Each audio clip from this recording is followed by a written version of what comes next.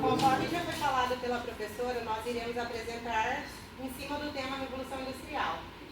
Nós organizamos para vocês uma pequena encenação para ficar mais fácil de vocês compreenderem como que foi o acontecimento na época.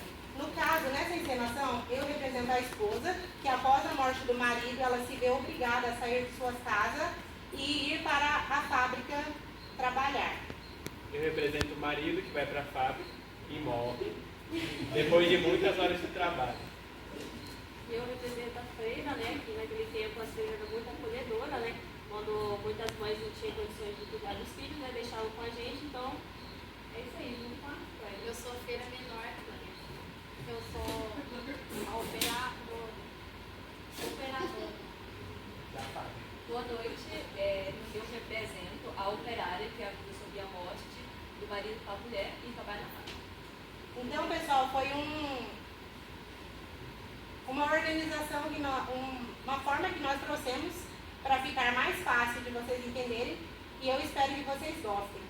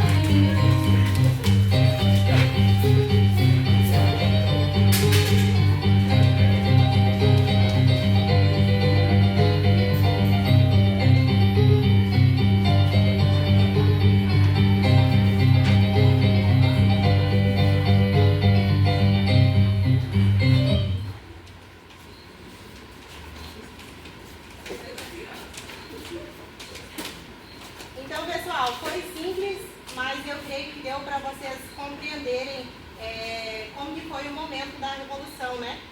Onde as pessoas saíram do campo, onde elas já eram acostumadas ao trabalho manual ali, mais voltado para o artesanato, e elas começam daí a ter que trabalhar em fábricas, onde o trabalho fica um pouco mais industrializado, né? E também dividem as formas de trabalho, né? Cada um tem uma função.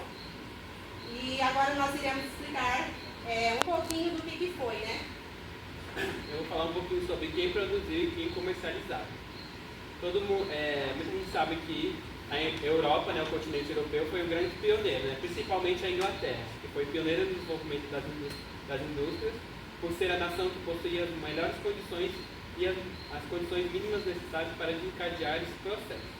O ponto de partida foi o desenvolvimento da máquina a vapor, mas antes da máquina a vapor a gente tem alguns outros objetos que também foram muito importantes. A máquina de fiar, que foi inventada em 1765,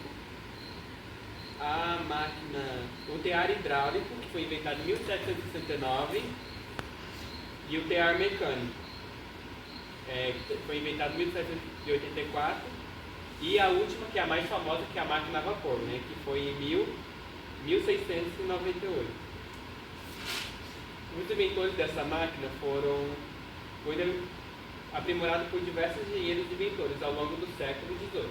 É considerada a primeira máquina da Revolução Industrial. Inicialmente, Thomas Saver e Thomas Newcomen desenvolveram versões iniciais para bombear água de mina de carvão. E James Watt, por volta de 1765, aperfeiçoou essa máquina, criando um condensador e um motor a vapor mais eficiente. Essa expedição impulsionou a mecanização de diversos setores industriais e foi fundamental para o desenvolvimento da primeira Revolução Industrial.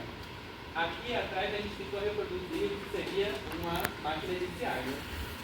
Para ficar parecido para, né, que fez parte das primeiras fábricas, né, da Revolução, e foi o ponto de partida. A partir daí se desenvolveram os eletrônicos e assim por diante. De acordo ali com o que eu estava falando, a Revolução Industrial, né, ela começou pela Inglaterra, né? Ela se expandiu pelos países da Europa afora, né? Então, naquele tempo lá, a classe média, né, classe que tinha mais poder aquisitivo, eles construíram, no caso, a tecnologia naquele tempo, né, para quem tinha mais poder aquisitivo, né? Então, eles começaram a fazer novas máquinas, né? Então, aí começou a se aprimorar. Ai, gente, eu tô nervosa. Aí, que nem ele falou, a máquina a vapor, né, foi uma delas, né? E eles começaram, né, a fazer naquele tempo. E aí teve mais coisas adiante, né? Que eu esqueci agora aqui, né, de falar na mente, mas é isso daí. A segunda Revolução Industrial foi mais falada sobre a eletricidade. O que aconteceu na Revolução Industrial 1 é que evoluiu com a Revolução Industrial 2. Agora a Revolução Industrial 3 foi mais a informática, a tecnologia e mais o rádio. Eu não sei se você está sabendo, mas tem um rádio que foi utilizado mais para o militar. Ou seja, a pessoa lá conectava com o rádio, os militares, os soldados, eles tinham que ficar 10 metros de distância para se conectar com outras pessoas. Então, meio que foi um avanço no poder militar. A gente trouxe 4 objetos para representar as revoluções, como a primeira, a máquina de fiar, a segunda, o computador, a e o terceiro, para representar a revolução, o videocassete e a nossa televisão, que é o tempo que a gente está agora, né? Como nós sabemos, nós estamos vivendo a Revolução 4.0, né?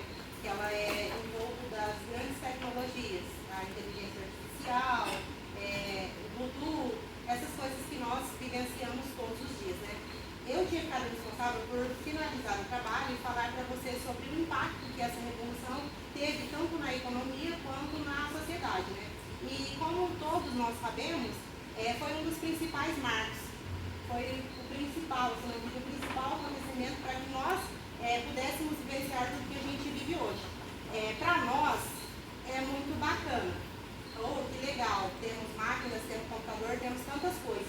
Só que para o povo que viveu na época em que aconteceu a Revolução, foi um momento ruim. Por quê? Porque eles tiveram as suas casas tomadas primeiro, né? Para daí popularizar as cidades e começar a trabalhar nas fábricas.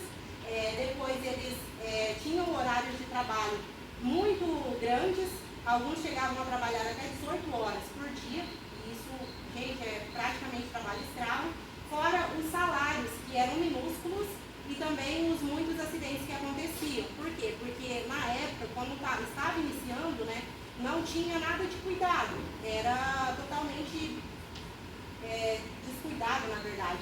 Então, os homens, eles morriam jovens, ou então ficavam, como que eu vou dizer? Doentes, ou passavam por acidentes que perdiam os movimentos, essas coisas, e ficavam com sequelas. E a partir desse momento em que um homem passava por um acidente, ou uma mulher, eles já não podiam mais trabalhar. E não podendo trabalhar, eles eram totalmente ignorados pelos burgueses, né? Porque quem não fatura não é interessante ter na fábrica, né? Então, eu creio que foi sim de grande valia para nós, até porque foi por meio delas que nós crescemos, mas foi um momento ruim também. Gente, aí só sintetizando um pouquinho de como que foi a mão de obra para fazer, principalmente a máquina de fiar, né? A gente deslocou no sábado até a casa de um dos colegas da Cléia. Ela chegou lá com umas madeiras podres e um sonho, né? Mas eu creio que deu certo e a gente martelou os dedos, mas conseguimos reproduzir o mais próximo possível do que foi a primeira máquina de fiar. E é isso, pessoal. Muito obrigada pela atenção de todos.